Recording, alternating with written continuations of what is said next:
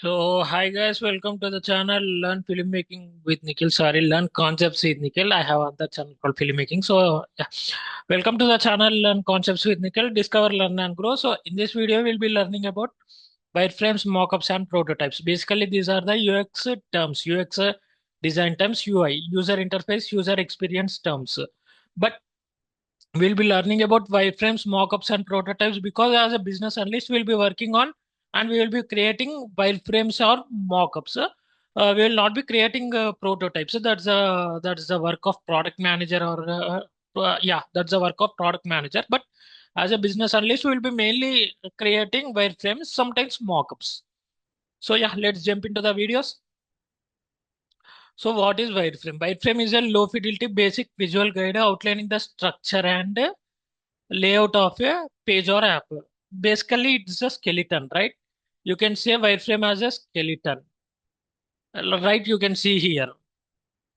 There are no colors, there is no description, there is no interactive design, there is nothing, right? Like there is no interactive description or anything. Like there is nothing colors and all, but it is giving the overview of the app, right? How my app should be looking karke, what should be on the top, what should be in the down, what should be in the middle karke, what should be in the where should I keep my pictures karke. It is the skeleton, right? See this mobile app, it has give some box where you can add your logo or some profile picture or some display picture. Next, there are two more boxes for sign up, like for entering the email as well as for entering the password. Below them, there is one black box, which is nothing but a login button, login or sign up button. And below there are some more, what you can say, some more spaces and some more white spaces as well as some more boxes, rectangular oval type, where you can add some pictures or anything. So wireframe gives you the overall basic visual guide. Like it is a low fidelity outlining structure and layout of the app or page. Basically, you can call it as a skeleton of the app, right? So what is the purpose of wireframe? It focuses on content placement, right? There is no content here. You can see in the picture which I'm displaying in the on the slider, but yeah, there is no content here, but it is saying where the content should be placed. It is used for that purpose. So focuses on content placement and navigation. See, navigation is something which is focused on, like navigation is something which will be done with the prototype, but even see, if we click on this login button, right, this black bar, black color box, black bar, we will be navigating to, or we will be landing into another page, right? That is nothing but navigation. It helps in it helps in content placement of the navigation bars too, and user flow without distractions from design details, right? Point into two.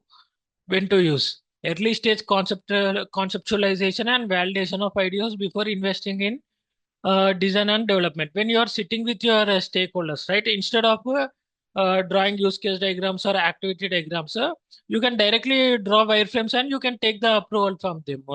The stakeholders or the users, the external stakeholders, that is nothing but the clients or the users, will be giving you some inputs. So like after creating one wireframe as a business analyst, right? Instead of drawing use case diagrams and activity diagrams, as a business analyst, if you draw these wireframes and if you give to the stakeholders or the client, they will be giving some changes. They will be updating some changes. I don't want profile picture on the top. I want profile picture on the bottom. Karke.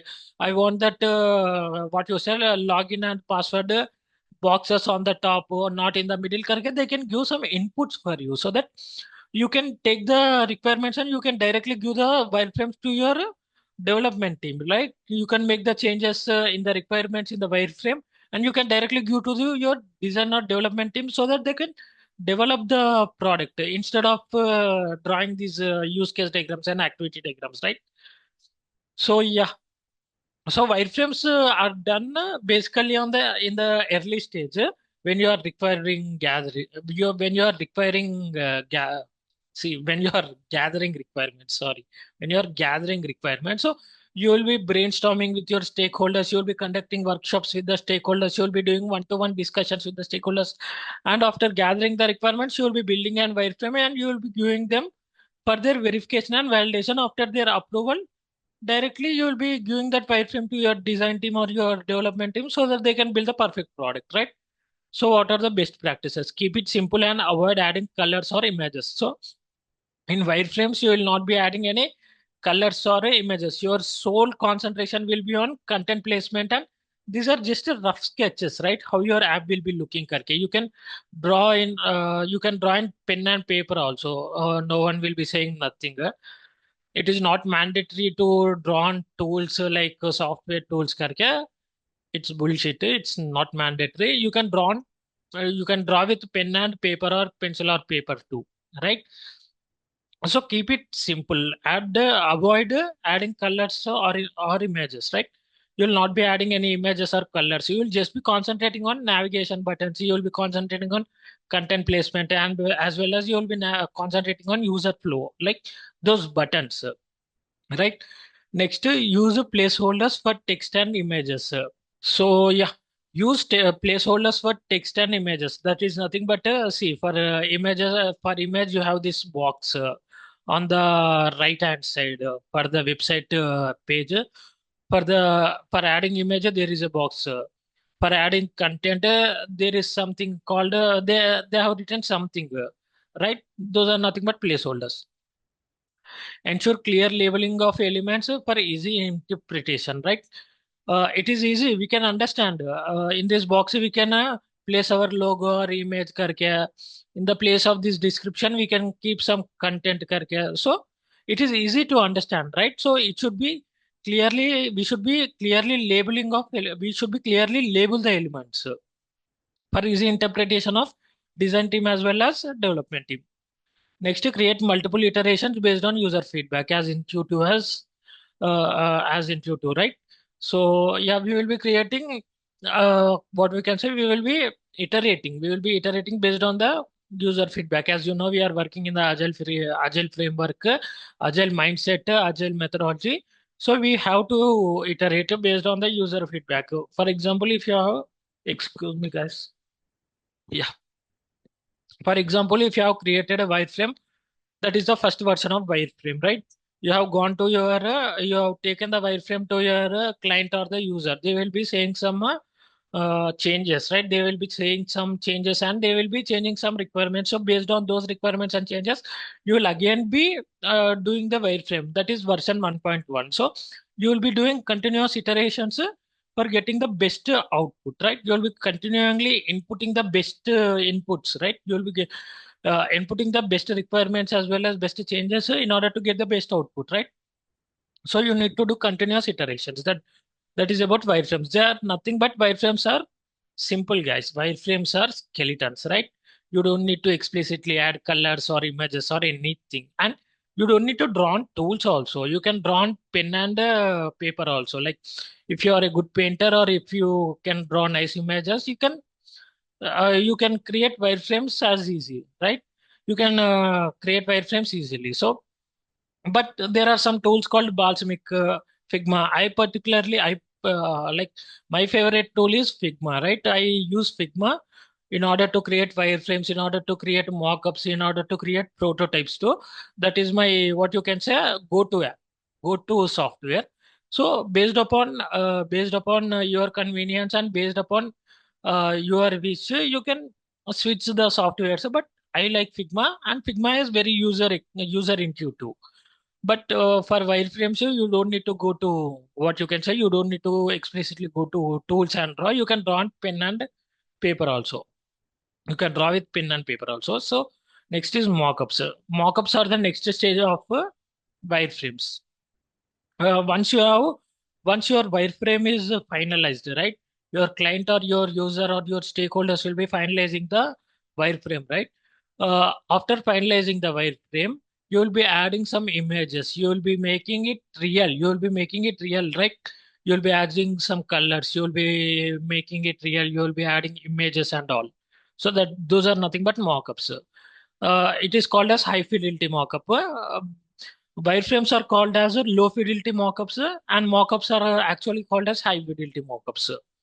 Mid to high fidelity static. So static visual design representation of a product. I'll be explaining the difference between static and interactive when I'm saying about prototype. So mid to high level fidelity, static visual design representation of a product, including colors, typography, and branding, right? So it will be looking as actual page, actual software page, or actual application page.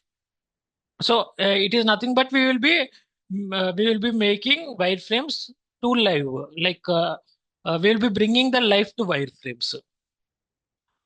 Purpose help stakeholders visualize the final design, ensuring alignment and branding and on branding and aesthetics, right? Nothing but based upon our brand, based upon our color theory, we will be designing, right? When to use after wireframing, before prototyping, to refine visual aspects, right?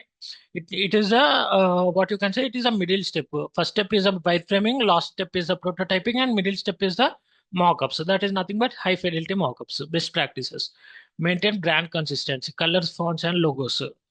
Uh, we have to maintain brand consistency, guys. For example, on the first page of the app, there is blue color, and in the next page there is yellow color. It will be not looking nice, right? If there are different colors for different pages, or if there is no consistency, or if there are different logos for different what you can say for different pages, there will be no consistency. It will be not looking nice. It will not create utna user experience. Like users will be getting irritated, frustrated with those pages, right? So we have to create a brand consistency. For example, let's take Instagram or Facebook.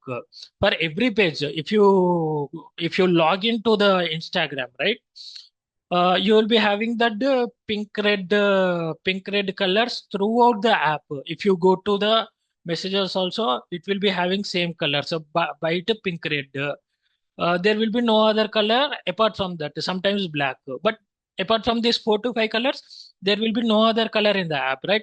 If you go to the messages, if you go to the notifications, if you go to the settings, there will be the same colors, and they will be following the same color theory. So they are implementing, they are applying brand consistency. That is the reason why we find Instagram as most user experienced product, right?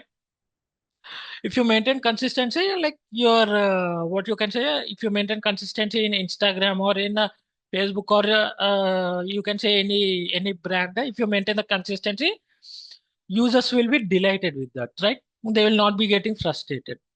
Next is ensure accessibility with proper contrast and readable fonts. So for example, let's take an example, let's take some Hollywood movies. This is out of the topic, but yeah, for Hollywood movies, now if they dub in Telugu,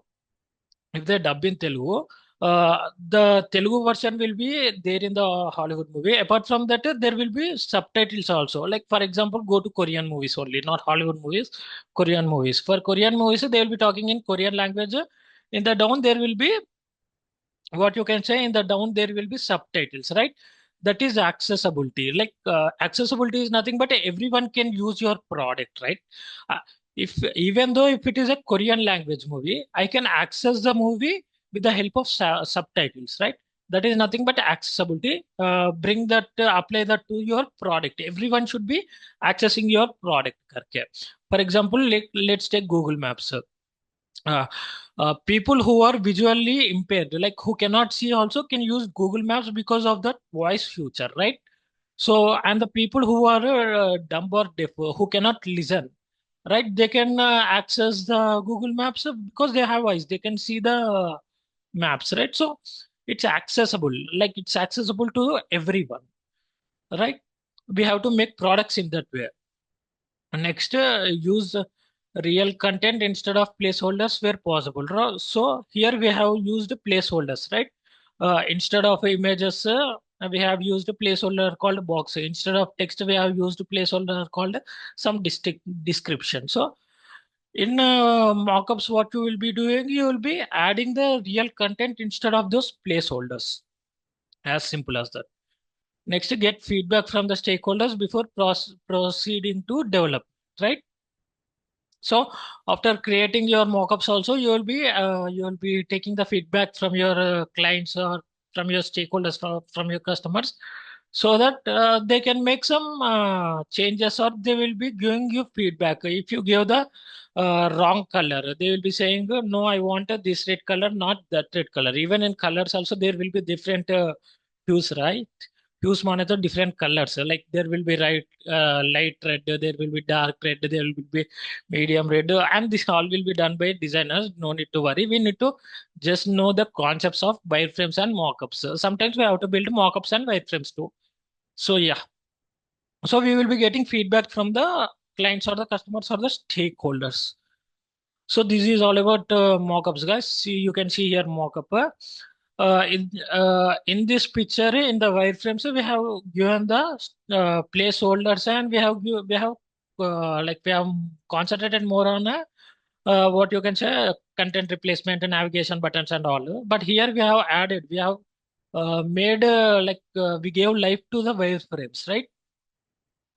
Yeah, here we have added colors, we have added typography, we are following separate color theory, we are maintaining brand consistency.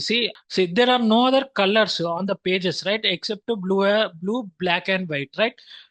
So that is brand consistency. In the first picture, in the first page, there is blue, black, and white. In the second picture also there is blue, black, and white. Apart from some image colors, right? Image colors are acceptable, like they are exception.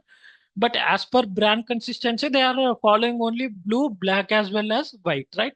The third page also they followed only blue, black, and white. That is nothing but brand consistency. You have to maintain consistent you have to be consistent. You have to maintain consistent colors, or you have to maintain consistent color theory throughout the apps, throughout the pages and throughout the app. So this is mockups. And prototypes are something which is interactive in nature, right? So next is prototypes. Prototypes are nothing but they are the advanced level of mockups, like, right? For example, mockups are the advanced level of wireframes. Prototypes are the advanced level of mockups. You can remember wireframes are the input for mockups, and mockups are the input for prototypes. So yeah, so prototypes are interactive in nature. They are not static, right? Here, static monitor, you can see only one page, but prototypes are interactive. They are not functional, but they act as functional, right? Interactive clickable model that simulates user experience and functionality. For example, prototypes are not functional, but they act as functional, right? For example, let's say if I click on the login button, I will be moving to landing page. If I click on some product search button, I will be moving to next page karke. But it is not functional, right? It is not functional. We can make a non-functional, not we can make the app functional with the help of some tools called Figma. I only use Figma, so I can make it functional with the use of Figma. But I don't know about other apps. But yeah, even some other tools also makes the mockups functional and makes it prototype. Prototypes are nothing but they are the interactive clickable models which are not functional. We make it functional and they act as functional, but they are not functional. Purpose. 1 minute, guys. Charging done. My laptop is it is becoming old, guys. So purpose after testing of user interactions, validating usability, and gathering feedback before development, right? It's nothing but you will be gathering some feedback and you will be developing the prototypes based upon the feedback, right? These prototypes provides the actual user experience for the clients or the customers or the stakeholders. That is the reason why we will be developing prototypes, right? Wireframes will be giving you an idea, giving the stakeholders, clients, and customers an idea about the product or app or software. Mockups will be giving some more clearer picture of the product, and prototypes gives the experience of using the product, right? When to use before development to test workflows, detect usability issues and refine UX, right? We can make some other changes. Best practices focus on key interactions rather than full functionality. So we will be not focusing on functionality. As I said, this is not the functional app. It acts as the functional app. We'll be focusing on key interactions, right? For example, key interactions manato. If I click on the login button, I should land into the what you can say. I should land into the home page. If I click on a biryani button, I should be getting the restaurants which offer only biryani. Karke. So it will be concentrating more on key interactions rather than functionality. As simple as that. Test with the real users to validate assumptions, right? You have to test with the real users. And not only your, see, your internal team and your clients will be saying, okay, but users are the end users, right? They will be using your product at the end of the day. So test with them. Make what you can say, take feedback from them, make surveys, give questionnaires to them, ask them what went wrong and what they like. So if we take more, if we do more research and more requirements, sorry, if we do more research and if we take more requirements, we can build a more better and best product. So continuously ask questions, continuously do research, continuously take feedback, and build the best project and the build the best product too. Iterate quickly based on the feedback in Q2, right? We have to take feedback and we have to iterate as soon as possible so that it will be building trust in them.